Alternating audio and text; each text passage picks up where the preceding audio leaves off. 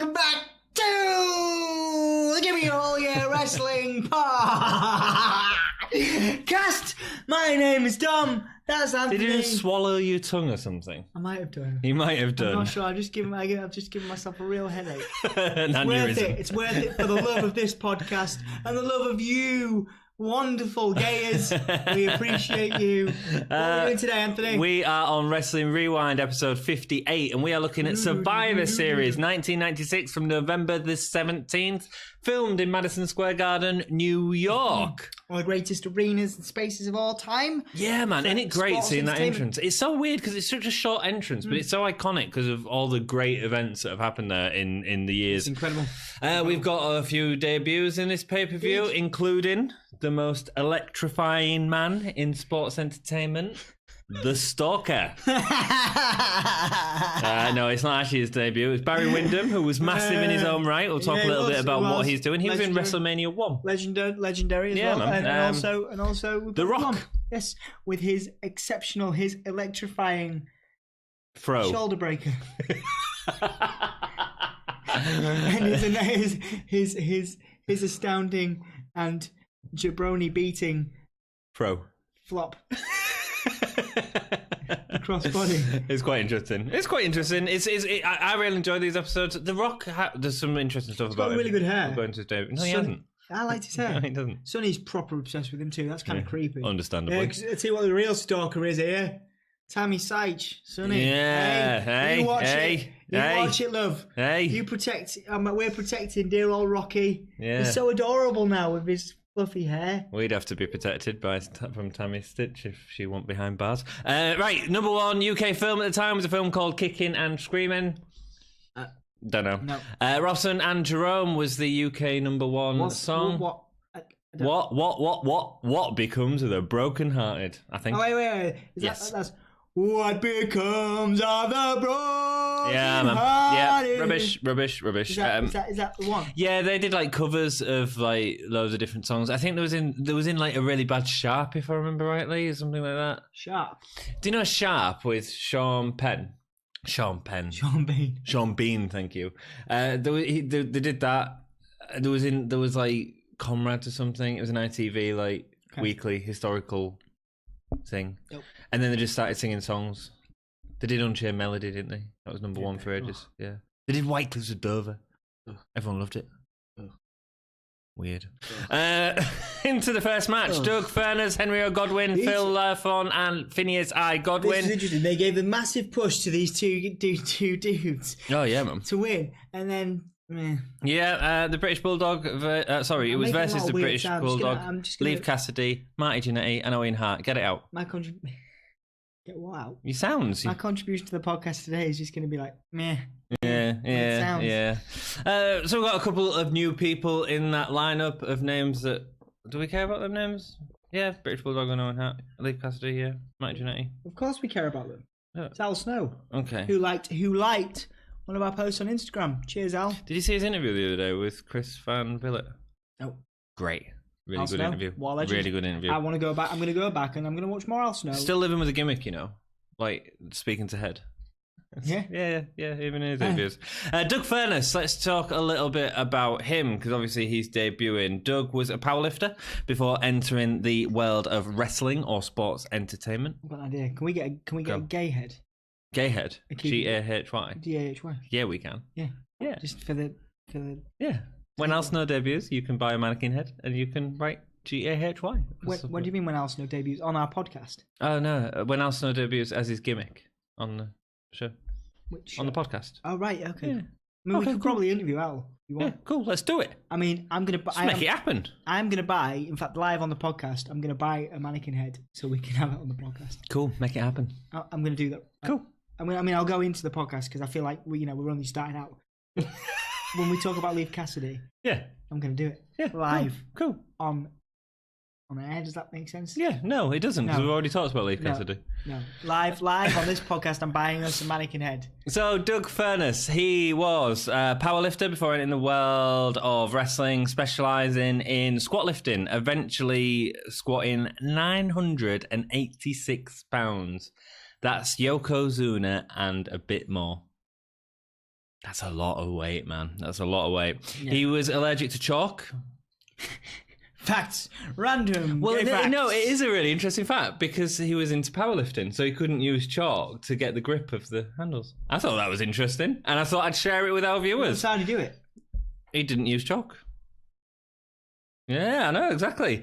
He started wrestling in 86 for Continental Championship Wrestling, but left in 90 to focus more in New Japan, All Japan Pro and WCW.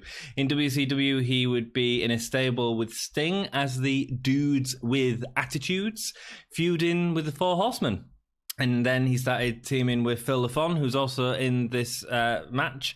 And the two formed the Can-Am Express, a popular tag team in the early 90s, who actually won in the Wrestling Observer Best Match of the Year for 1992, which is credit to them. And they were talented. There were two very talented in this match. Yeah, I mean, they were great. They were the absolute highlight of this, and it's a shame that they didn't really get the international acclaim. Obviously, this was a massive platform for them. Absolutely. They did have international acclaim after this event, but it didn't really carry on through for them. No. An exceptional pair of athletes. It would have been great to have seen them in the WWF for a bit longer. But definitely the highlight of this match. Yes, absolutely. The team would have wide appeal. They'd end up in ECW, feuding with Sable and Rob Van Dam before joining the WWF. Sable and Rob Van Dam? Yeah. Sable? Sabu, sorry. Sable. Oh, this podcast didn't go very well today. I was like, hey? And hey? Say, can you imagine Sable in ECW? Yes, I can. What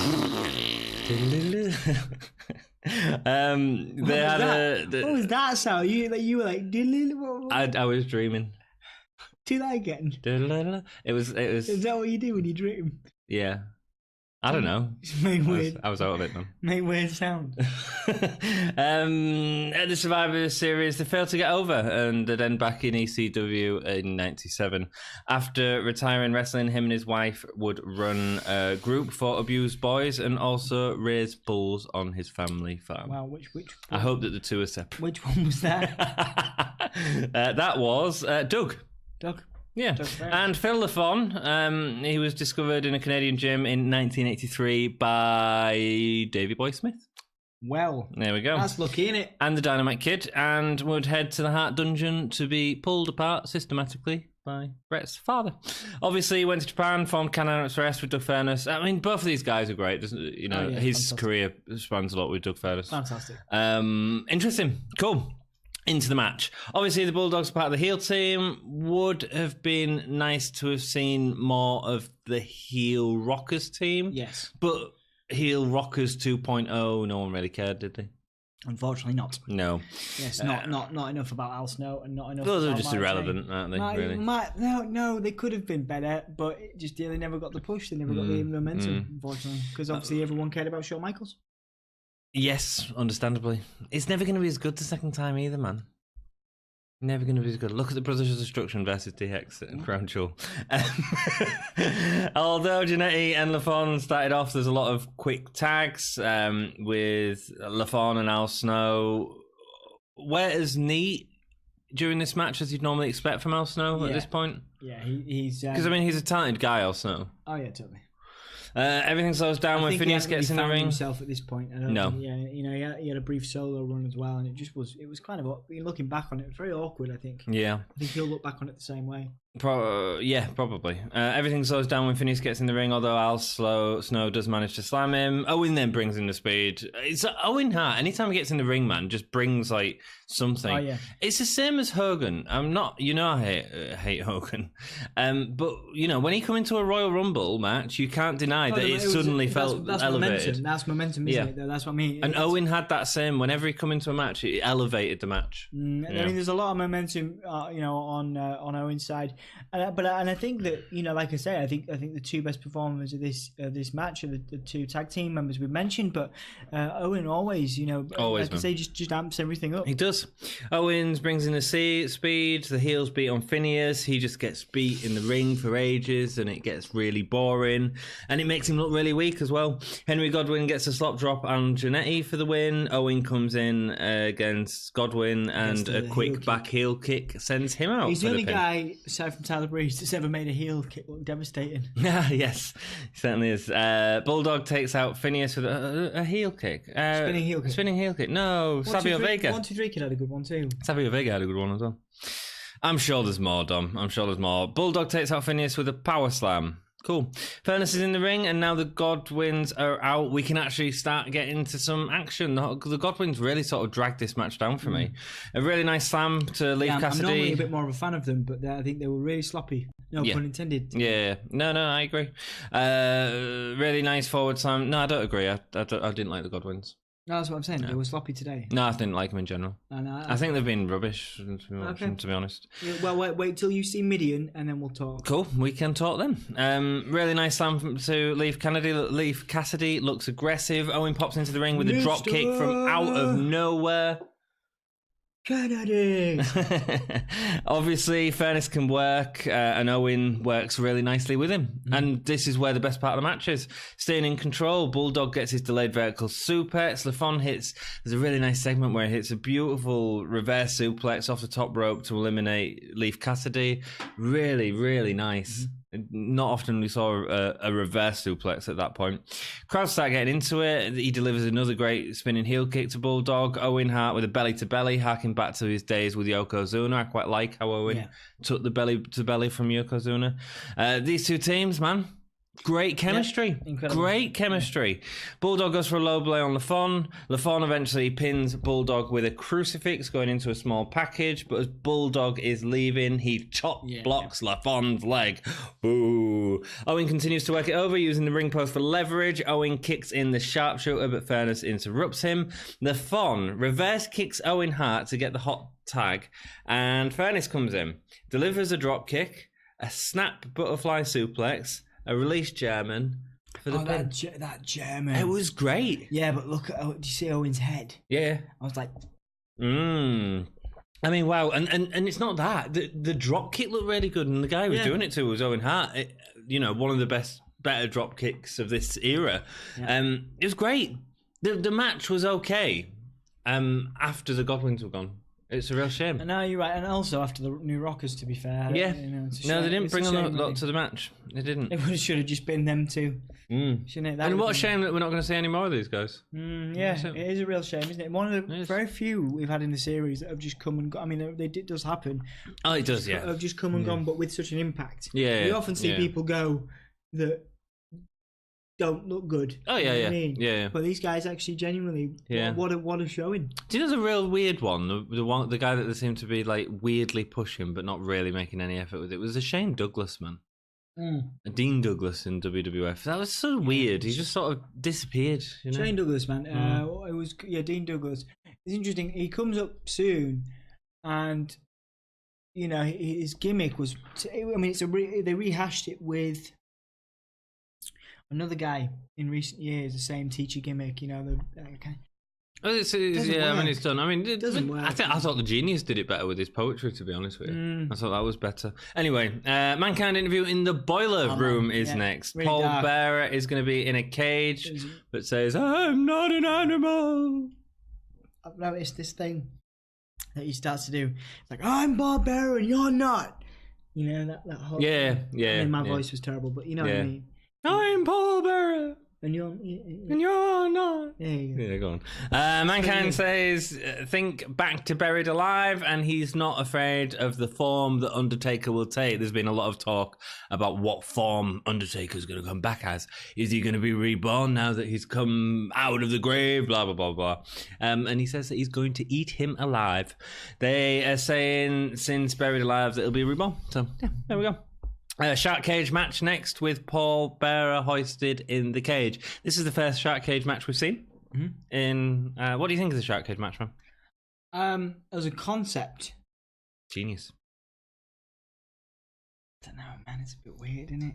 Yeah, it's a bit rubbish, but there's sort of a genius element to it as well. I mean, it's fun when it's done well. It's not done well here.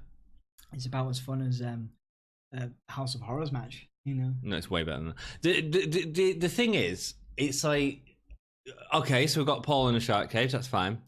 And the idea, really, to me, should be that the guy in the cage helps the person outside the cage win the match. The reason he's behind the cage is so that he can't help, but he still manages to do something. Yeah. All that needed to happen in this match was for Paul Bearer to drop the N. You know what I mean? Yes. And not necessarily cost Undertaker, but cost Undertaker the momentum in the match at that point. And that sort of doesn't happen. No, it's weird. I mean, the match itself, these guys always put on really good matches, but I think that, this isn't the strongest of those. No, it isn't. It isn't the best of the series. And the ending, of course, anything that, I know what Vince was trying to do to have this, this extra element, but there's campy and fun, and then there's the executioner. Do you know what I mean? It was just a bit. Yeah, it was a bit too over the top. They, when they can design costumes for people like they did with the Undertakers, and Mankind, why not get someone to actually, instead of having a guy look like he's just come out of a I think it was Farouk's helmet, like coloured in and like a little bit of extra material. It's just like it looks like he's come out of a fancy dress store. He does, yes. And he's just been trying to find a cloak or something. Yeah, and it's just like an executioner should be someone scary. Frightening. In a sense, was it Executioner that was in WrestleMania 1? I think that there was somebody. Yeah, I think it was. It might have been the Executioner. We should look back at our Wrestling Rewind series episode. And you can as well by pressing subscribe and going back to the playlist and checking all them videos in our playlist. Give me a hole, yeah. Right, so into the match. Bearer is avoiding the cage. Thanks, man. Taker comes in like Batman. This is the sort of iconic one where he comes in from the rafters with the bat wings. That's the same. That's campy and silly, but it's well designed. It's well designed. Of course, yeah. There's a place for it if it's well designed, I think. Yeah, so it's a Taker with a waistcoat, more leather, more goth, hair tied back. Appropriate. It's well goth day today at the time of filming. Definitely not when this video comes out in 2 weeks' time. No, but at the time of filming, it's well happy goth day to all of you goths. For next year. One might say there's no such thing as a happy goth day. Next year? There's no such thing as a happy goth day. Goths don't get happy. Shut up, Anthony. One might say Ministry of Darkness type Taker in here. Cool. Bearer hides in the cage as the Undertaker approaches him. That's really good. So Bearer's sold this idea of avoiding the cage, and then as soon as the Taker approaches him, he's like, oh no, I'll use it. I'll get it. That's clever. That's cool. Taker uses a drop toe hold. Not something that we've seen him do before. I think it's probably the first and last one we've seen him do, to be fair. Yes, and then he goes into more joint manipulation on Mankind with an armbar. The idea is it's a new Taker, that this isn't just the rehashed old stuff. And that's good, because that's gets Taker to where he needs to be for the incredible stuff he sort of does 10 years later and stuff, Taker really targets the arm, hand on the barricade, ring steps, using the tag ropes to separate them. That was cool. Yeah, I like that. There's some really nice moments in this match, and I think Undertaker displays a side to himself that we haven't seen so far, but we see it more going forward. Taker really targets the fight in the audience before Taker back body drops Mankind over the barricade. That looks rough. Mankind gets a bit of offense, but it gets a little slow here, especially compared to the other matches. Undertaker's new character selling was a little slow. Just not in the character yet enough, I don't think. No, I think, like I say, there's some really good moments to this. Pile driver. Yeah. Mankind, it's cool. Yeah, but like I say, every time I see a pile driver at this time, because we see one later on as well, in the Austin match, and every time it makes me squirm. Yeah. But what I was going to say was, we do see, it's odd, Undertaker doesn't always get the props he deserves for his reinvention. Like when he did the Dead Man stuff, he had a whole new moveset, much more boxing, wild style. And equally, when he went back to being the Dead Man, the Undertaker, it was more technical. We had the that Hell's Gate submission. That was become more popular in his later period. He's reinvented himself and stayed relevant by doing so. People don't always give him the credit for that. No, and they should do. Undertaker picks Mankind up for a tombstone, but Mankind goes over the back, catching Taker in the mandible claw on the way down. Really nice spot. Taker gets him off, hip tossing him out of the ring. Taker gets old school, and it's described at this point as vintage Undertaker. So the first time they're using the old school as sort of a way of harking back to what Taker was, which is cool. Mankind goes for an axe handle, but gets caught into a choke before the choke slam is delivered. He throws his fingers into Taker's mouth. And that was the best thing, man, about the mandible claw. You could do it at any point. It was cool. And it was believable. I suppose the choke slam was also the same. Yeah. But if someone tell you what, I think there was a couple of spots that Mankind did, and I'd like to find them because that would have looked cool. But can you imagine I think that's why he taped his fingers up. Because can you imagine if someone came off the top rope and you got on with a mandible claw, but your fingers bent back? Yeah. So I'm assuming that's why he always taped them up. Because, you could get it from anywhere. Yeah, of course, yeah. I wonder if anybody's used it since. What, a mandible claw? I've never seen anybody else. I'm sure it must exist in the independents, or somebody must use it. I don't know, man. Yeah, that's interesting. Guys, do you know if anybody uses the mandible claw? It's sort of become a little bit more... It become more silly though with soccer, really, didn't it? It become a different sort of thing, really. So I don't it was know less devastating. Yeah, but at this point, the mandible claw still sort of does a serious move. Eventually, Taker breaks out of the mandible claw with a choke slam. Mankind does a swanton bomb off the apron, which misses. Yep. I don't think we've ever seen anything similar to that since. I think maybe Cactus Jack did it a couple of times, but again, it never hit anything. No, it never does. No. Yeah. Mankind takes out an object. Mick Foley going to the top rope is like Ric Flair going to the top rope. Yeah, it's like what? Why is this happening? Mankind takes out an object. I mean, what was it?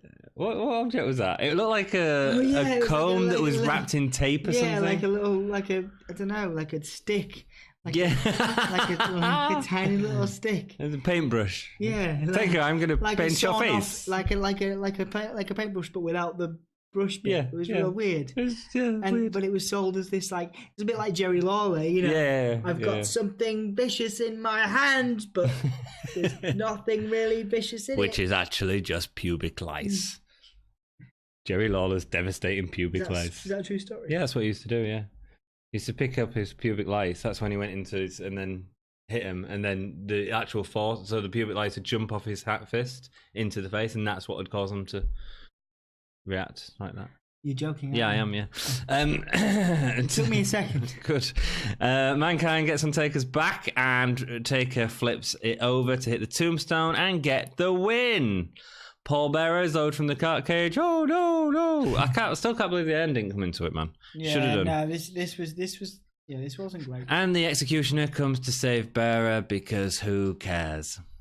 Taker slams Cage in anger. It's nice to see Taker developing though. It's a better match to watch Taker in actually because he really is sort of developing his character stuff and that. And it was the right time for that to happen as well. I think if anything, it shows Undertaker's progression development. Yes. Next up. Sonny comes into the ring. Yeah, this is kind of weird. This whole thing. Well, she's like strip teasing off the ring post as she goes, man. And that's in context. I know in context because obviously Sonny is she the most downloaded person on the internet this time, AOL or whatever. So she's doing that, but I'm talking in context. If Renee Young came out to commentary and started strip teasing on the ring post, it's a different time. It's a different time. I mean, like when you have she's selling a product, she's selling herself. She is the most downloaded celebrity on the internet. Yeah, absolutely. Yeah. And she's obviously trying to entice the Rock. I'm just bringing it back to modern day, brother. Okay. Renee Young doing just what happened. JBL doing a striptease on a ring post. Now that's something I want to see. Is it? No.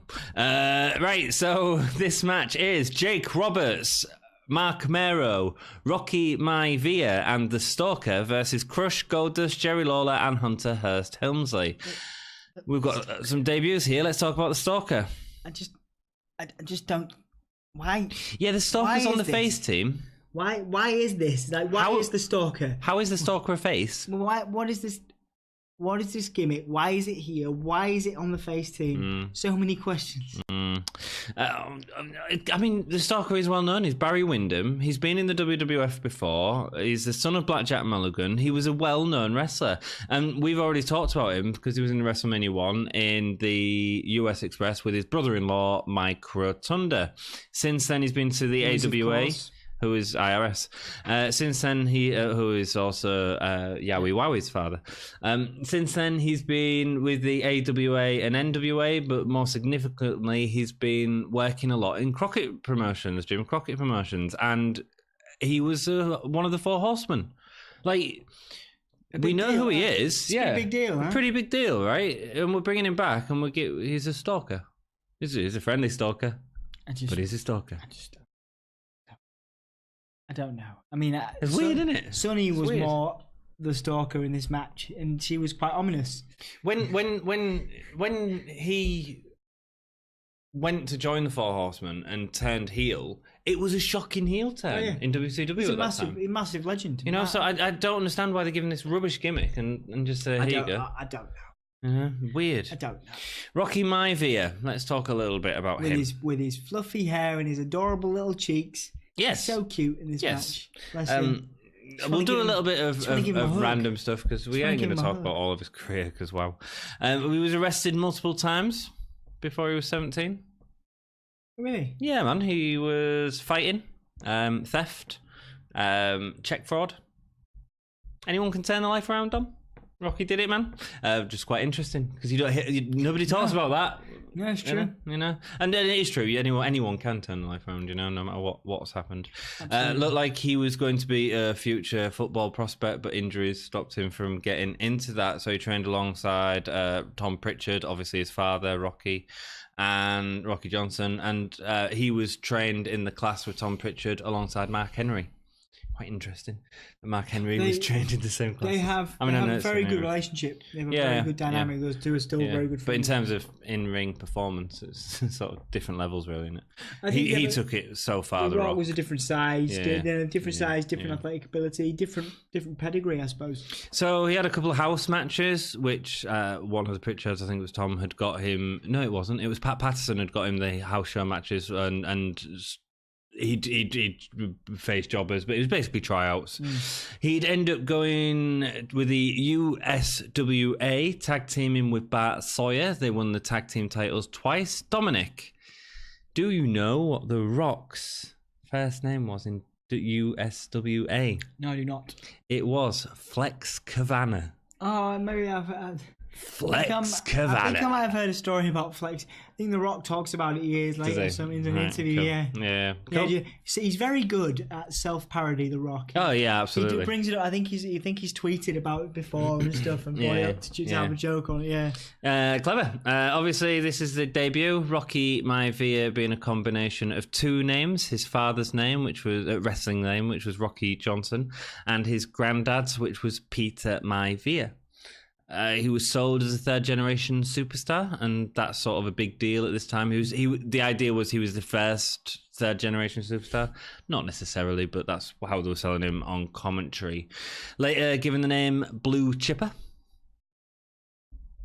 And fans hated the character, really. I mean, he'd put on a decent show here. I think right now people were liking it. It was new. It was against a bunch of heels. Yeah, of course, worked in that context. But eventually, like, within the next sort of year of watching, like, fans would be chanting, die, Rocky, die. But equally, it led to everything, Absolutely, yeah. Well, he suffered a knee injury in a match against Mankind. When he come back, he was in Nation of Domination. Yep. And that's when he turned his back on the fans and the universe, or whatever it was back then. What would have been the universe? And then started to cut promos on them and cut promos on other factions, wrestlers, interviewers, and he was cutting promos on everyone, basically. And it made him legendary. Yes, yeah. And the Nation of Domination was a great platform for him to do that. And that's just because we're going to find out later on. Didn't Farouk look pretty cool tonight? Yes. The Nation and the net. It was the first. Yeah, he comes out. First real that theme music and everything. You really legitimate faction, a legendary faction. Again. Not at the minute, but it is just Farouk at the minute. But that's interesting as well that the faction starts off Farouk and then it's taken over by others. Basically, that's very interesting. His big break into Hollywood. So we'll talk about the rest of The Rock as we go through episodes because that's what we're covering. That's what we do. Hollywood. His big break, or The Rock puts it down to when he hosted Saturday Night Live in 2000. It was after he did that he started to get a lot of Hollywood producers contacting him for roles and stuff like that. Obviously, then he did The Mummy Returns. That was a massive success. Ended up getting paid. I think he got 5.5 million for The Scorpion King, and that was like the highest paid actor in his first like starring role or something like that. And he's still one of the highest paid, if not the highest paid actor. I think he is. I think he is the highest paid actor in Hollywood. And he must be a billionaire now. Yeah, he's had some success in movies and stuff after leaving wrestling. I mean, it's funny, isn't it? Because the movies, some of the movies are really good. Some of the movies less so.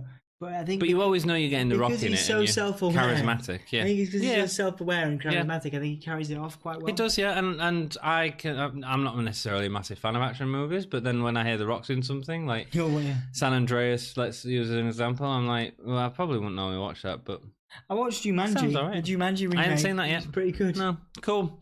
Best Rock moment, Dom. Anything with the Rock and Sock connection, man. Rock and Sock's great. This Is Your Life is incredible. That is incredible. I think, like I say, I think that I hope that Mick Foley and The Rock are still in touch, because you look at two polar opposites, and there's never ever been a tag team like them, and there's never been a dynamic between the two of them. It took, they both, I think, owe a lot to each other. Yes. I think The Rock, I don't think The Rock would be where he is, and I'm talking about across the board, if it wasn't for Mick Foley. Mm-hmm. And I don't think Mick Foley would have had the mainstream appeal if he hadn't have worked with The Rock. No. Because of course it was The Rock that he won his first title off. Yes, it was. So, yeah. There's a lot there, and I think The Rock is very good at giving back to wrestlers or the performers. In the main, I don't know. There doesn't seem to be any dirt on him in the same way that there is like Triple H. No, everyone seems to talk very highly of him, especially the old guys. Actually, if you look at like the sort of legends of the era, I was watching an interview with Tom Pritchard where he was talking a lot about The Rock, and a lot of respect there. Doc Hendricks. So my best Rock moment. This Is Your Life, but I also really like the Hogan match. I think that's a really good match. For atmosphere, it was incredible. Great. It was incredible. Great. Cool. Yeah. Doc Hendricks interviews with the heel team. Due to the injury to Mark Henry, they have it in the bag. Crush is looking very different, looking like a convict, undercut and long hair. Hunter is Intercontinental Champion at this point. He beat Mark Mero for it the night after, Buried Alive. So that's from our last pay-per-view that we reviewed. Stalker, I don't understand how he can be a face. We have the introduction of Rocky Maivia with his weird windbreaker Indian outfit thing. I mean, should have put Farouk's mask on him. Just wrote a bit of rubbish. We don't know what to do with you. Just put this. Here you go. Yeah, it looks like the costume department. Like if you think back to like the 80s costumes and the Rick Rude's tights and Rick Rude's paintings and the Warriors paintings. Yeah, them costumes were awesome, you know, and still hold up today. And then you look at something like this, which looks like it was made by a high. Teen school, whatever you want to say. Primary school. Very odd, isn't it? With craft rubbish. Yeah. Mero takes to the mic and announces the replacement for Mark Henry, Jake the Snake, who clears the ring with his giant yellow boa. Good. Fine. Normal. Very, very Jake the Snake, yes. Yeah. It was, Jake wasn't in very good shape at this point. No, he wasn't. But, it was nice to see him do his, putting people over. His fists and stuff. It's a pop. It works. I get it. Arm, close. I get it. Yeah, but again, he looked. Wasn't the best. No, not in the best of shapes. And he could have been. I mean, he wasn't that old at this point. It was the way he was abusing himself and his body. They were talking about the most searched woman in the world. Obviously, that was Sunny at this point. Sunny's suddenly turned face. Yay!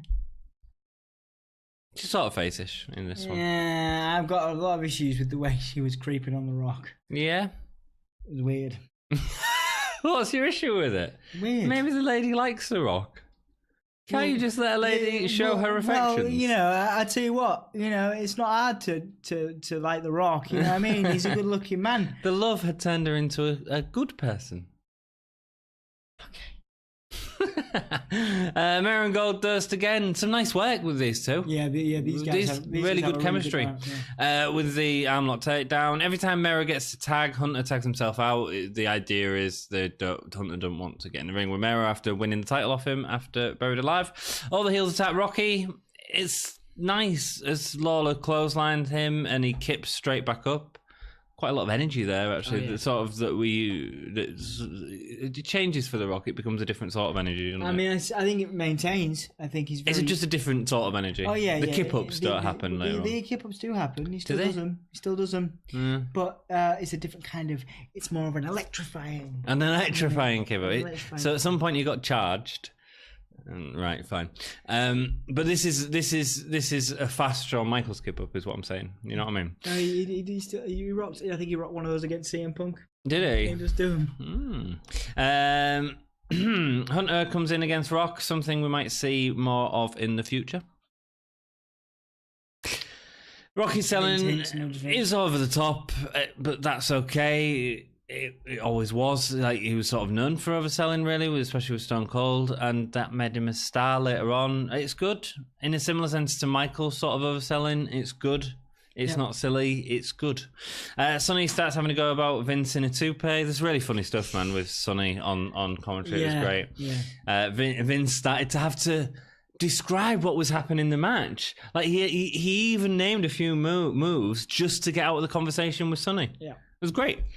There was a lot of heat against McMahon at this time. There was, man. JR was giving it big licks. Well, he was still like half heel, half sort of, yeah, it was cool. Yeah, he was the anti-hero of comedy at this time. Jake does what he needs to do with Hunter, but Hunter gets him to his corner and Lawler gets in. Lawler starts taunting, Jake's selling, which is really great. So he was selling the imitating drinking. Oh, Jerry Lawler, man. He's really funny. I really like Jerry Lawler. I know you hate him because of his commentary. I understand. But this is really good, funny stuff. As a wrestler, I can deal with it. On commentary, I'm a little... Cool. But then Jake gets the DDT and gets the pin. It's good. It's a funny little segment, man. Cheap pop. Well, the DDT is, but I like the whole thing of Lawler building it up, you know? Yeah. And you want to see him get hurt. And he does. And that's great. Jake escapes Goldust with a really weak cutter. Wyndham comes in to help the really gasped Jake at this point. Goldust hits the curtain call to take out Wyndham. Helmsley starts to work on Mero before Crush and Goldust do the same. Great shoulder tackle from Goldust to Mero here, and then it gets a bit boring. Really boring, actually. As Hunter holds Mero in an abdominal stretch in a Survivor Series match. This sort of... The Survivor... The abdominal stretch, I'm like, what, when they're doing this thing against the rope, as in to get leverage? Yeah. What does that do? Like, what is that about? I don't know. Doing the abdominal stretch, and you've got a guy holding. It's a bit like using the ropes to get leverage. Like, fair enough on a pin, you can see it. You can see how the extra weight might hold the person down. Yeah. But when I've got you in an abdominal stretch, I'm yanking on the ropes. What's that? I don't know. But the problem is, it goes on for way too long in a match with all these people who can get in, and we get fresh people and fresh matches, and that's what they tend to do more nowadays. Yeah. Where they'll sort of have tags and have their moments. There's been some really good Survivor Series matches recently where we see people like Triple H against Robert Roode, or Bobby Roode. Dolph Ziggler, of course, is famous for surviving. For surviving, being the last survivor of one most recent Survivor Series. Right, and was the moment taken away by a much bigger superstar coming down, which was Sting? No, he won the thing. He won. Because of... He's back now, Shh, I know. He's getting a world title shot in Saudi Arabia. Great. He's signed a 3-year contract because he's Dolph Ziggler and he's one of the best of all time. Woo! Hunter goes to the rope for leverage and the ref kicks his hand off. That's a weird thing for a ref to do. Aggressive ref for Mero to get the hip toss. He goes for the sunset flip and Hunter refuses to go down, trying to get the tag. It's way over the top, but it just went on for way too long. A great head scissor takedown from Mero has him yelling as he's doing it. Yeah. Mero goes from the top rope and does his Mero the like shooting star press to get the pin. The wild thing. The wild yes. Yes, I think they called it something else here, but I've written it down wrong. The TKO, I think. It's great. When he became a boxer, it was a TKO. Cool. It's great. The wild thing. It defies gravity, man. It's beautiful. I mean, it's a really good move. I'd say his is very good. It's very good. Very good. It's better than Billy Kidman's. Crush comes out, but Mero drop kicks him out of the ring, and then he goes over the top rope, but Goldust pushes Crush out of the way, leaving Mero to hit hard on the floor. Crush delivers a punch. Oh, the heart punch. Hey, man, don't give it... Look, right, you've just said Mero's... Oh, there was better people that did Mero Splash, right? Crush's punch. Don't be so stupid. It's a punch to the heart. It's devastating. Don't be stupid. I know, I believed it. I believed in it. A heart punch is hard. It's a heart punch. It's stupid. You're stupid. Grow up. If I punched you in the heart, you'd be gutted. You'd be on the floor, rolling around. I would rather you punch me in the heart than punch me in the face. Isn't it funny that you... Do you actually think a heart punch is like a serious thing? Well, in the wrestling world, yes. I don't think if you punch me in the heart now, don't punch me in the heart.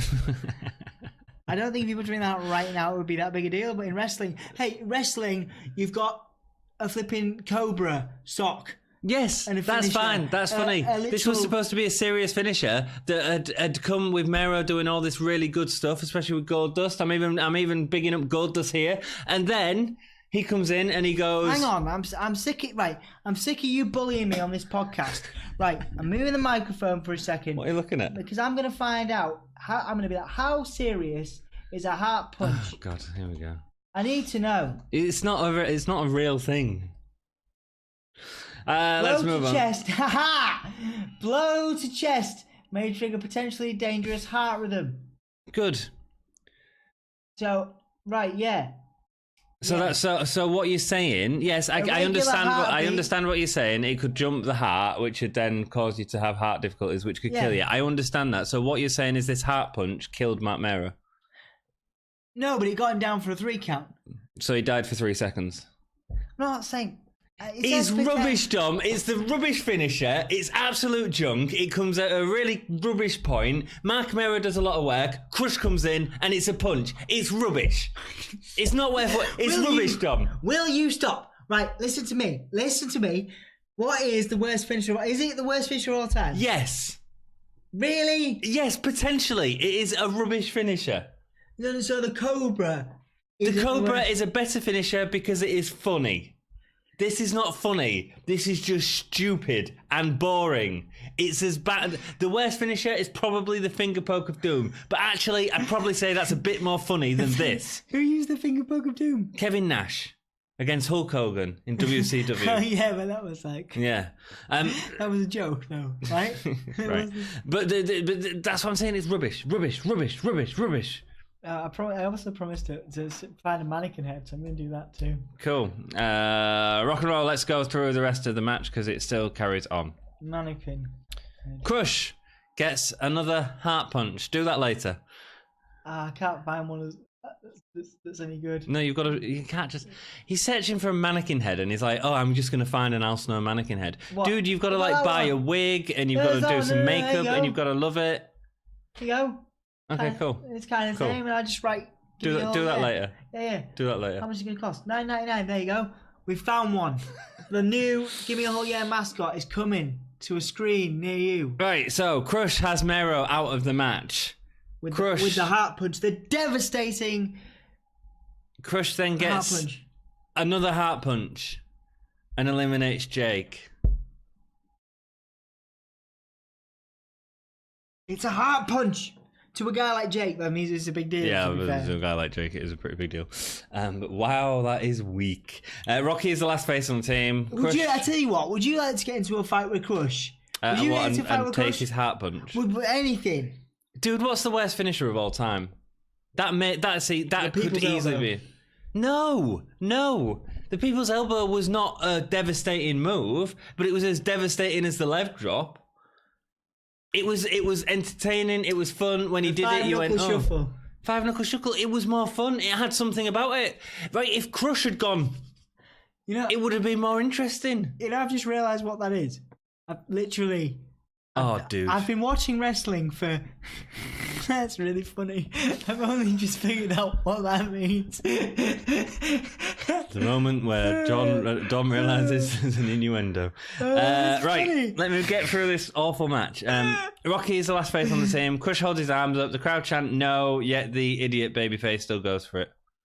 Getting a kick to the groin for his stupidity. He holds his own against Goldust, delivering a punch with a little dance. Goldust. It's 2-on-1, but Rocky's still fighting him off. I like the little dancing. It shows that charisma, the electrifyingness of that People's Over. The electrifying move. The People's Over becomes the Rock later on. No, it's not there yet. But there's little moments like that where you can see stuff like that, which is good.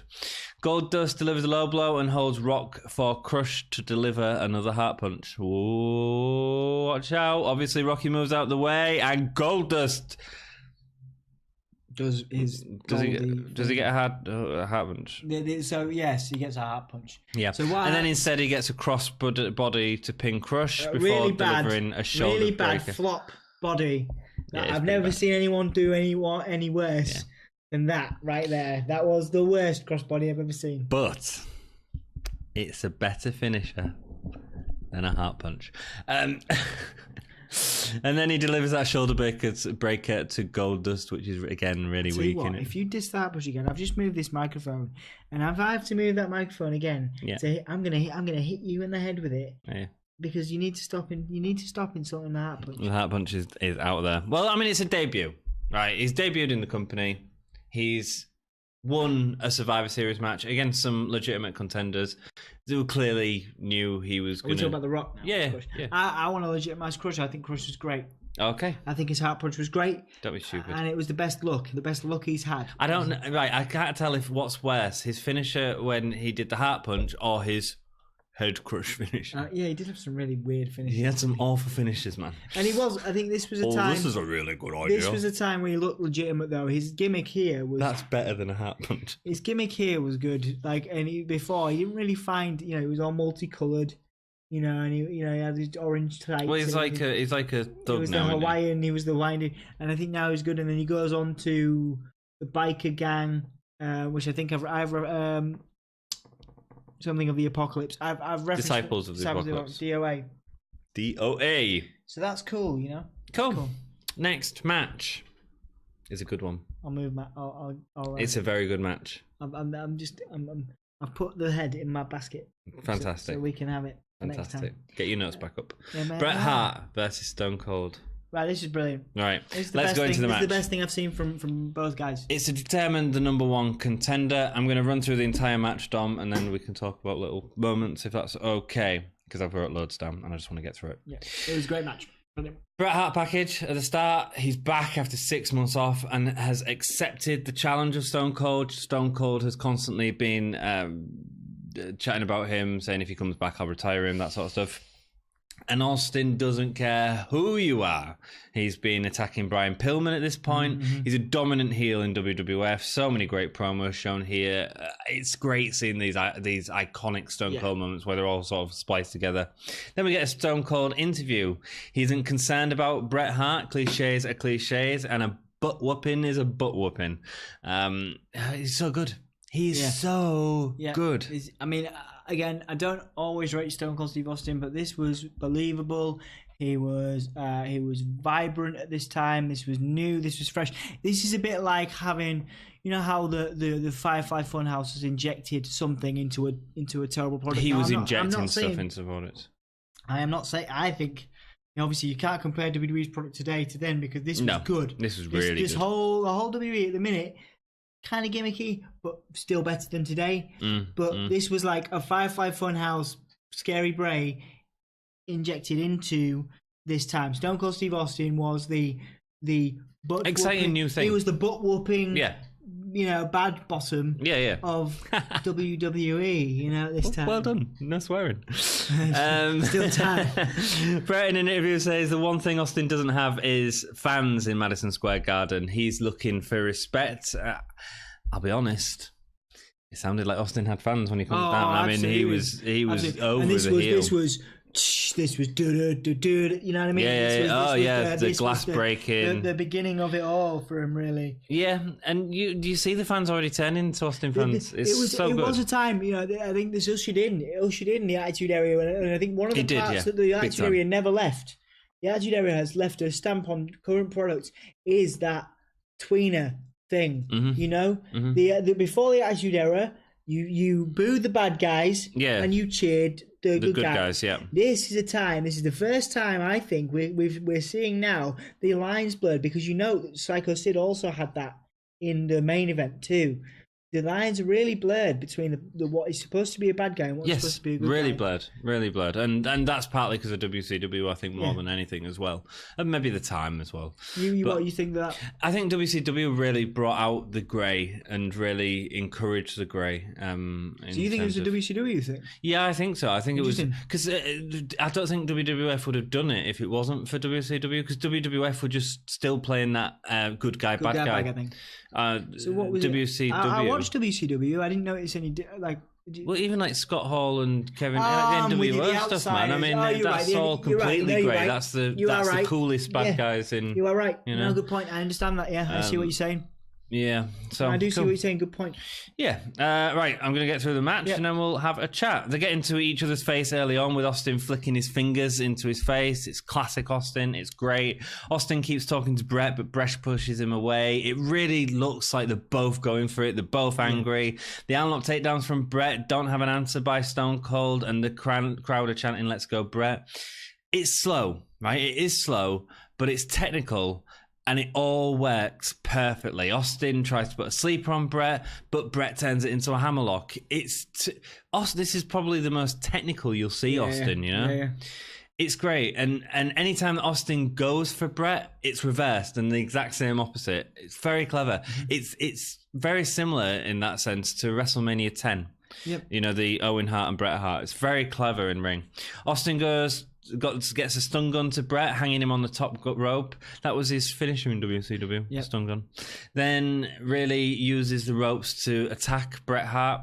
Lots of pin attempts, loads of pin attempts in this match. Yeah, they build the frustration up really well, don't they? Yeah. That was one of the things that I really noticed was that every time that he couldn't put Brett down, he got angrier. Yeah. And every time, Brett, nearly got it, they were both really building that fear, not fear, but that kind of anticipation, anticipation and animosity. Between each other. You felt like, and this is when you know, because obviously it's still real to us, but this is when it's a scripted program. But when two people can get you to, but it very rarely happens now, and also before this, like the lines released, you were like, are they really mad at each other? Do you know what I mean? And you start to think the reality blurred, and it happened a few times, but particularly in this era, this time we're about to see, you didn't always know. It's like Mankind telling Shawn Michaels to fake a tantrum because he knew that'd get over. It was clever.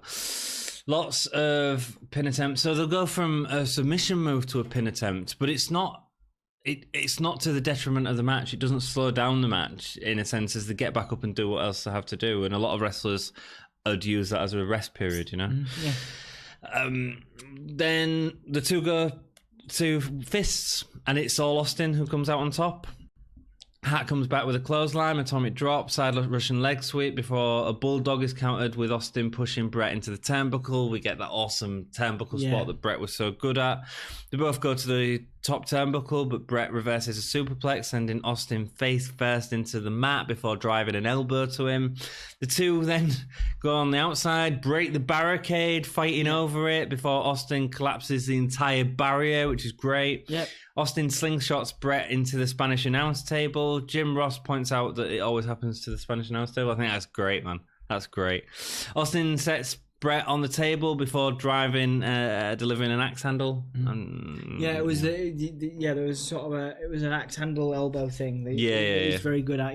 I'm not a fan of it. I'm not a fan of it. I don't mind it when it's on the floor. Both of them use it a lot. They do. It's an old wrestling trope though, isn't it? Is it? I don't think they do axe handles anymore. The axe handles, and also they do.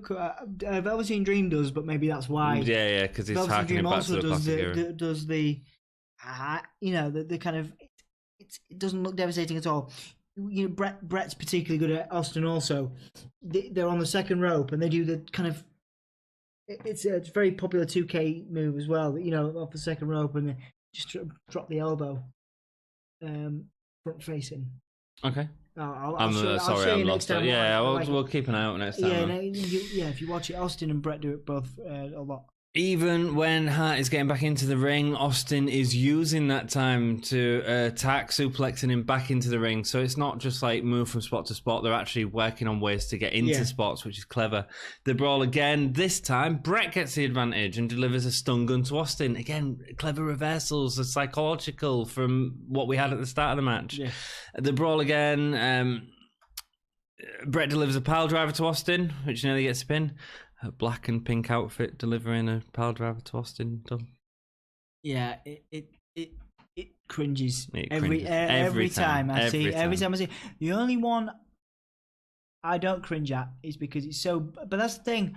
It has Jerry Lawler. It has to. No, there's two. Jerry Lawler. There's two. It has to look real, and I know that's the thing. But like, Owen Hart was bad for because obviously he wanted to make it look real, but Brett was also bad. Mankind's pulling pile driver. You never saw their head. Mm-hmm, it was Mankind sitting down with their head blatantly just above his. And even though I love the move. Yeah, I do. The pulling pile driver, I thought it was brilliant. I love any pile driver. Really good thing of it. But like, you just Owen and Brett whenever they the pink and black attack. Whenever they do a pile driver, I'm like, no. But that's because Brett's going to be safe. Austin delivers a top rope suplex to Hart. The two bodies are lifeless. Hart tries to go for a roll up at this point. Austin then hits a Stone Cold Stunner, but Bret Hart kicks out. Yeah, Stone Cold's losing his mind at this time. Well, it's a big man. I mean, this isn't an era where people kick out of finishers. This is an era where the finisher is the end of the match. Yeah. Nowadays, completely different. But back then, it was a big deal. Austin goes for multiple pins as he gets frustrated trying to punch Brett. He locks Brett in a Texas Cloverleaf. Austin whips Brett into the ring post as he slides across the ring, hitting it hard. Brett goes for the sharpshooter, but Austin makes it to the ropes. Brett locks on the sleeper, but Austin gets out with a jawbreaker. Austin locks on the $1 Million Dream. That used to be his finisher. This is iconic. Oh, it is, man. Along with that Owen Hart, same with the Owen Hart roll-up as well. Yeah, which again used a turnbuckle. Yeah. Brett pushes off the turnbuckle. Austin won't let go of the $1 Million Dream, but his shoulders are on the mat, so he gets pinned. Nice finish. Nice finish. It keeps both men looking strong, and it's a cracking match. You see them both mouthing stuff afterwards. Calling each other names. Yeah. And that's what I mean. It's like they hate each other. Yeah. They actually hate each other, It's all good. Slow build up, but in a great way. In a great way. And I am not used to complimenting either Austin or Brett too much. And maybe I've actually complimented Brett quite a bit. I think as a reflecting, as a I guess we call ourselves, wrestling historians, so to speak. Well, I take it pretty seriously, but yes. So we're wrestling historians. As wrestling historians, Anthony, stop laughing. I can't help it. There are people out there that really like this podcast and take us very seriously. We're just two dudes on YouTube. Right. Two dudes with attitude. Right. As wrestling historians, will you shut up? Right. I look back. I do document Brett's work, and I go, this is good stuff. But I think as a wrestler, in terms of my own personal taste, not a huge fan. You still want to laugh, don't you? Yeah, I do. Where do you document the work? On this podcast. On the podcast, not in like a library, in an organised. These videos are like one long after we're gone. A library. Long after we're gone, people may look back at our videos. One or two people will look back on these videos and reflect on wrestling history. We are, whether you like it or not, wrestling historians. Will you stop laughing when I say wrestling historians? I'm sorry, go on. We are the gay wrestling historians. Give me a whole year wrestling historians. Cool. Your point. Okay. Get to it. Okay. So my point, as a wrestling historian... Why are you even saying it now? Your point. Just what is your point? I'm clarifying it. I'm clarifying. Right. Well, why? You're not. As a wrestling historian, I am saying that Bret Hart is an exceptional wrestler, but as a personal fan, I am not massively au fait with his work. Why aren't you massively unfair with his work as a wrestling historian? You should be. He's one of the biggest wrestlers of all time. I just feel like... What you're trying to say is that you've enjoyed watching the matches, watching them back, more than you enjoyed watching them at the time. Yeah, mate. Yeah, cool. Done. None of this wrestling historian rubbish. Your encyclopedia of knowledge. Austin's the same. I am baby Dave Meltzer over here. Baby Meltzer. Baby Meltzer. Baby Meltzer. I'm going to hashtag everything now. Baby Meltzer. You should do, man. Yeah. So back to the match. The next one of t-shirts that nobody's going to buy. We'll have Baby Meltzer t-shirts. Give me a whole I want some teabag t-shirts. Some teabag. Yeah, I'll tell you. Oh no, I think you mentioned that the Yokozuna. Yeah, the Yokozuna one. Yeah, we'll get some med. Right, so a lot of people put this as sort of the best match of '96, and I can understand why. Yeah, absolutely. What's your best match of 1996? This is up there. Yeah, I think this is good. The Shawn Michaels Bret Hart match at WrestleMania 12 is good. Dude, but my top match, I like the Shawn Michaels and Mankind. That was good. I like the Boiler Room Brawl. Boiler Room Brawl was good because it was just fantastic. It was out there. I mean, it's not a great technical match, obviously, but it's different. Interesting. Cool. Sycho Sid interview next. Wearing a cap backwards. He's Sycho Sid. You can wear a cap backwards. I tell you what. Would you be like, all right, mate? Oi, Sid. Sycho. If I was trying to be a serious wrestler, no, I wouldn't wear a hat backwards. Cap, I suppose. It was a cool thing to do. It wasn't cool. This time. It wasn't cool. Still cool. I see people doing it now. No, well, they're not cool. That's like wearing no shoes and socks. No, wrong way. No, shoes without socks. People are doing that now. It's weird. No, you don't. No, you're not. Pete Dunne does it all the time. You're not. No, he wears ankle socks. I don't get it. Ankle socks. He still wears socks, but they're ankle socks. I don't get it.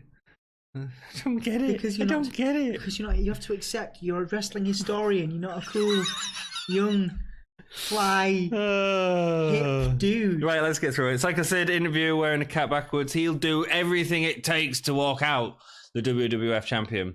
Lou Albano comes out. Breathing. Yeah. Lou Albano comes out and he was in... That's your Sid impression. Yeah.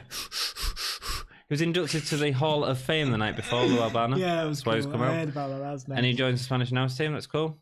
Oh, we've got another match before this one. Can I flash through it? I know. I did that. So we've got Diesel, Farouk, Rez Ramon, Vader, Flash Funk, Jimmy Snuka, Savio Vega, and Yokozuna. I thought we were going to do it in reverse. I was going to let you do your flow, and then I was going to remind you that Flash Funk was still to come. Great. I didn't research Flash Funk. I'll tell you. Too Cold Scorpio, ECW legend, an absolutely fantastic performer, completely watered down in a very similar way to, as we talk about recycled gimmicks, Brodus Clay and the Funkadactyls. It's very, very similar, It was very similar. Yeah. People forget that Scorpio, who later became Scorpio in the WWF and joined the Job Squad with Al Snow. He was really good. And Too Cold Scorpio was an ECW legend. Hardcore. He did a few hardcore matches. He was hardcore, man. And they flash funked him. Didn't they? They really funked him. They really did, yeah. They really funked him. And I just feel like FUNK'd him. It's a real funking issue, isn't it? It really is. So Snuka comes out. He was in. We said he was in the match. Did I say it? Was it clear that I said FUNK? There was one point where you didn't, but we'll see. I if we definitely get away did. With it. I definitely said. I always said FUNK. I'm not bothered. It's fine. Always. It's good. Well done, you, for not swearing. Always, because it can easily be done. Diesel, Farouk, Rez Ramon, Vader, Flash Funk, Jimmy Snuka, Savio Vega, and Yokozuna. Snuka was inducted to the Hall of Fame. Interesting as Farouk comes out with two guys singing the Nation of Domination. So again, we're getting the first insight PG-13. into. Yeah, is that who it was? That we're called. Yeah. Thank you. They were actually wrestlers, but I quite enjoyed them rapping. Yeah. Yeah, cool. They were jobbers in WWE for a bit after this, but I actually really enjoyed the rap. I thought it was cool. Yeah, it was a good song. It had the sort of plodding thing that you need with any sort of group that's about their, like, do you know? Are you a music historian now too? Sort of. Music historian, idiot. Farouk no longer has that silly hat on. Yeah, that was. He looked really cool. Silly. I liked it. He looked cool now. Really cool Nation of Domination gimmick is here. Razor and Diesel don't get a very good reaction. This is fake Razor and fake Diesel, obviously. Jim Ross saying they're better than the original. Kane. Yeah. Mental. Yeah. Ross is selling him as much as he can. Ross is still playing the heel thing. Ross. Yeah. Yokozuna was looking really, really big. Flash Funk comes down. Was just before, I think this was around the time they let him go, didn't they? Because he was. He was getting a lot bigger. And Flash Funk comes down with the Funkettes or Funkadactyls. No, it was the Funkettes. It was the Funkettes, but it's exactly the same. But they recycled the gimmick. Yeah, with a very similar theme. Flash Funk starts off against Vader, and there's a kip up against Vader straight away. Wow, Vader's just gone. Phew. Can't even. Wow. Vader should have just dominated this match, man. That's Vader what should have happened. Vader was kill everyone. As much as I like Flash Funk and his ECW legacy, and I like him as a performer, Vader was the shining star in this match. He was the attraction. Yeah. Everyone else was kind of. But instead, Flash Funk gets the better of Vader, like big time in this match. Moonsaulting off the top. Vince was really bigging him up. Yeah, he was. Vince was really bigging up Flash Funk. Yeah, and his outfit looks quite good as well made as opposed to other people's on the card. Vader eventually silences him with a power bomb. Yes, Yokozuna comes in to deliver a lazy chokeslam to Vader. Aye. Yeah, that was weird. That was off, wasn't it? It was really bad. Off. Savio Vega dropkicks Razor. Flash Funk's outfit was really loud, but it was a bit like a morph suit. Was he just dominating your attention all the time? Yeah, I was watching it. I was like, "Oh, you are really orange." Eyes. I do that about most wrestlers these days because the wrestlers. Have you noticed they're all wearing like spray tan? A lot of spray tan. I watched Jordan Devlin in his spray tan. Money in the Bank. Bailey. Yeah, Bailey. Yes, spray tan. Kid goes in Tinger. Why is it noisy? Is it the lights? Is it the lights?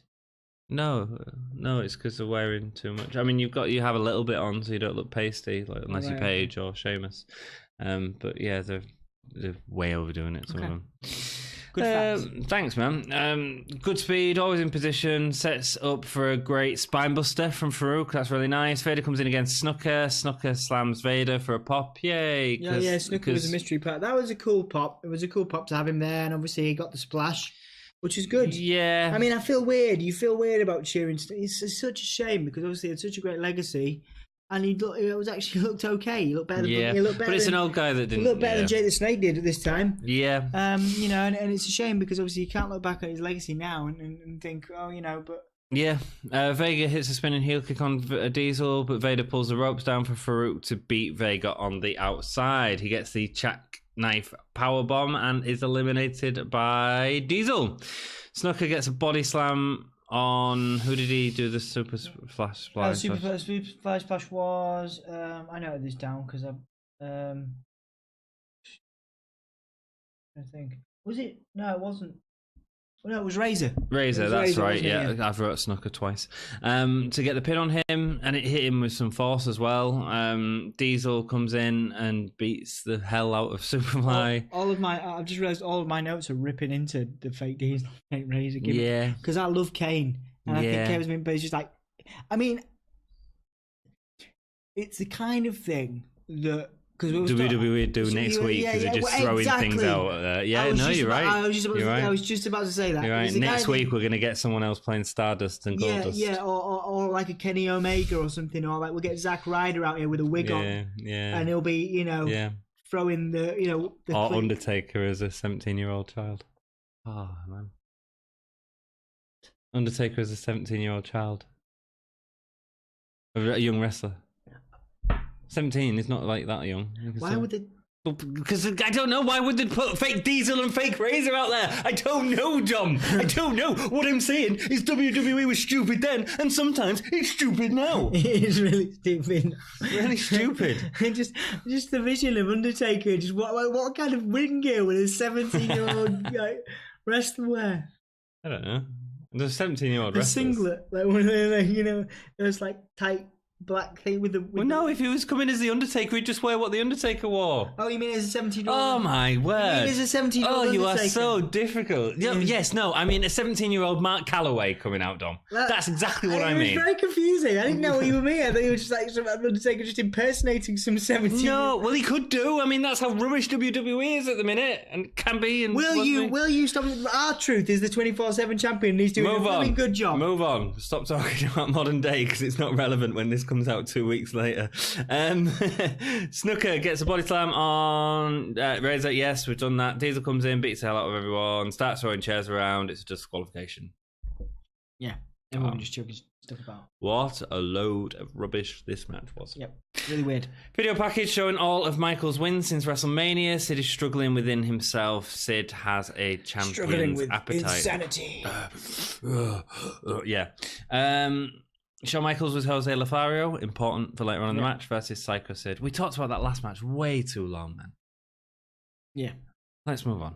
Heavyweight Championship. Sid comes out yelling, "Who's the man? Who's the man? Who's the man?" And admires his name in pyro. Yeah. I believed in Sid at this time. I thought it was crazy. I thought it was good. Certainly had a big match feel as they both come out to full corridor entrances, sort of thing. Sid dominates Michael, so the backstage, and they sort of go through Gorilla when we see them all. This was a Goldberg entrance, but back then. Sid dominates Michaels with overhead chops, which send him to the floor. Michaels versus Sid. Sid is rubbish. He's really good in this match. Yeah, at this time Michaels leads this match. Yes, he does. So well. Well, Michaels, he did that for a lot of people. Michaels could have a fight with a blow up. Yeah, what was it? Not broomstick. Was it sweeping brush? Who was it that? That's what Ric Flair said. Had a fight with a blow up. Kenny Omega has and Kota Ibushi. Kota Ibushi, yeah, it is. I mean, again, Michaels you could imagine. Yeah, you could imagine Michaels doing that. Yeah, but Sid does a good job as well. He's in place for Michaels, and he's sort of taking the lead from him and going with it. Sid goes for an early... Yeah? I have a question for you, but I'll wait till the end. Okay, thank you. Sid goes for an early press slam, which Michaels rolls out. I just want to get through it. He nearly ends up in a powerbomb position, but slides out of the ring, avoiding it. Michaels flying around the ring, forcing Sid to move quick when Michaels starts focusing on Sid's knee. A figure four gets a lot of Sid chants. I mean, they were both face at the start of the match, but people were really behind Sid. Yeah, they were. They were building, and I think, again, it's a reflection on the time that we're in. Yes. With the anti-hero type. Yeah. Gimmick. The camera. No, I don't know if it is because I think Sid was sort of playing face. No, but I think they both had. Sid had a very similar sort of style to Austin at this time in terms of he was a bad guy, but people cheered. No, because he was a good guy that was having struggles, so it's slightly different. Is what I'm trying to say. I'm not having. Okay. I'm just saying he was a good guy who was slightly conflicted, as opposed to Austin, who was a bad guy that was cool. Okay. When Michael starts focusing on Sid's knee, figure four gets a lot of Sid chants. I've said that. The cameraman gets quite close to Sid as he pushes him away before a punt kick to Michael's face, which looks good. That's important for later on in the match.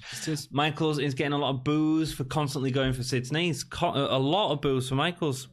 Sid press slams Michaels into a barrier. I think that was by design by Michaels. He knew what he was doing. You reckon? Yeah, I think he was. I think he was getting a bit frustrated. I think he was trying to pull heat onto himself. Right. Okay. For Sid. Right, okay. Cool. It's interesting.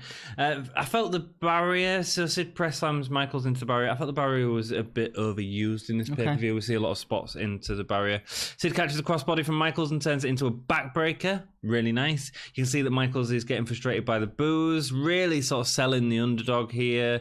He throws himself all over the ring. It's really hilarious as Sid catches an axe handle with a boot. Michaels sells it, standing on his head. You notice that? Yeah. There's a great still of it where he's just like upright and it's that Michael's like dead upright, just on his head, like vertical. Great, man. Sid slaps on a sleeper and goes for a chokeslam. Michael's eye rakes to get out of it and goes for sweet chin, but Sid catches it and gets a chokeslam instead.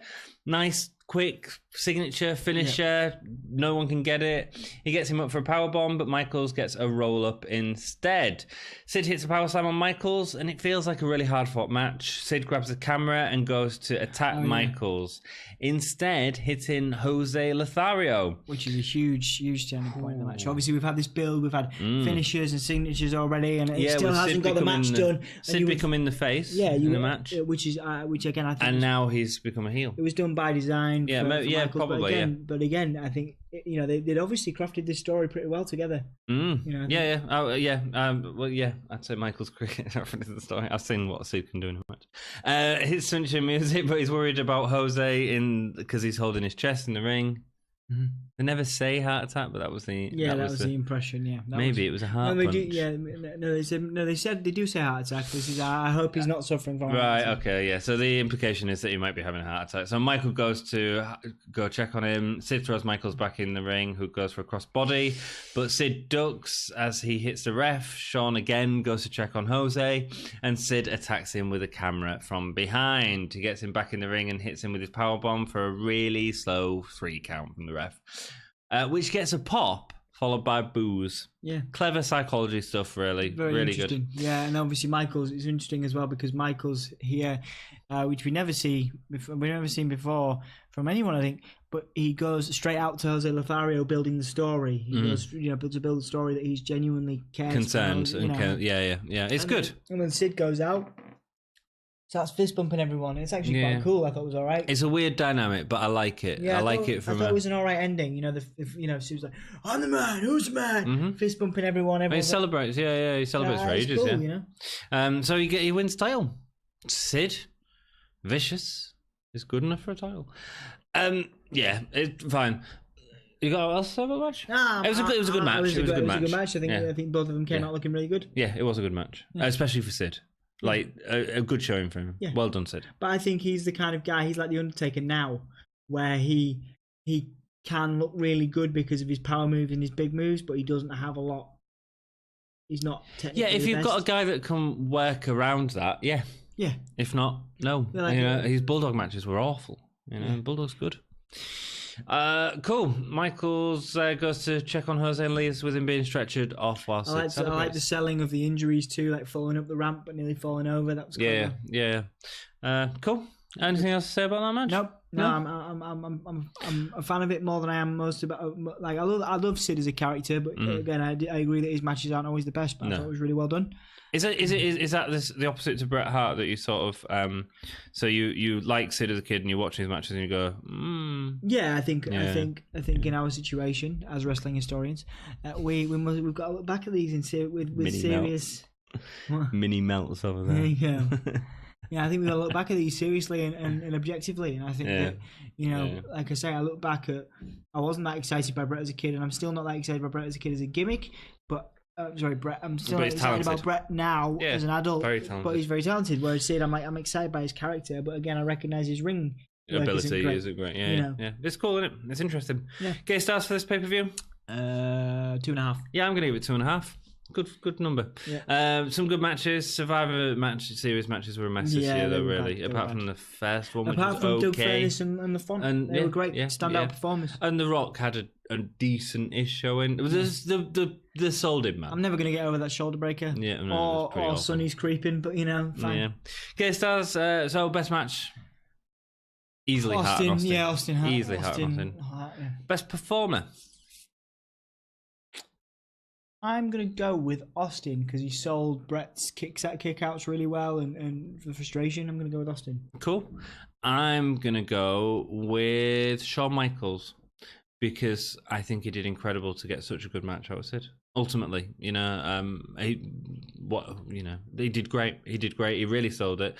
And I don't enjoy Sid stuff, and this match was really good. It's Sid's best stuff, you know. Bret, holy shit moment. There was a moment in the Bret Austin match where they're on the table, isn't he? He gets him on the table. Yeah. He doesn't go through it, but so not the heart punch. But not the heart punch. No. I mean, that was a great move, but it's not quite. the stuff that's done outside in the Austin Hart match where like the barricade. The barricade stuff. I think there's a bunch of them. If I had to pick one. I'd go for me. It was someone kicking out the Stone Cold Stunner again. Yeah. Even though it's something we see all the time in this era, we know that it's not. It's a massive deal, isn't it? Yeah. So it was cool to see. And really enjoyed them two guys in the first match, Doug and Lafon. Yeah. Thank you so much for watching. Cheers for watching. Don't forget to like us on Facebook, Twitter. You can engage, Instagram. You can engage with us on Twitter. We're also on Instagram. You said the same thing twice. You can support us on Facebook and Twitter. You can also support us on Twitter. No, you can engage with us on Twitter. Engage with us. We do some present day stuff on Twitter. Obviously, this is Wrestling Rewind. So we do some pay-per-view present day. You can do some old stuff on that as well. Yeah. So we do a lot of that stuff. Instagram as well is really cool. We seem to be getting more followers on that. So thank you very much. You should put up on our Twitter old news stories. like Vader's left WWF. That'd confuse everyone. Okay, well, we can try that. Rock and roll. In the meantime, if you want to buy a t-shirt, you can get them on Redbubble or Patreon. You can.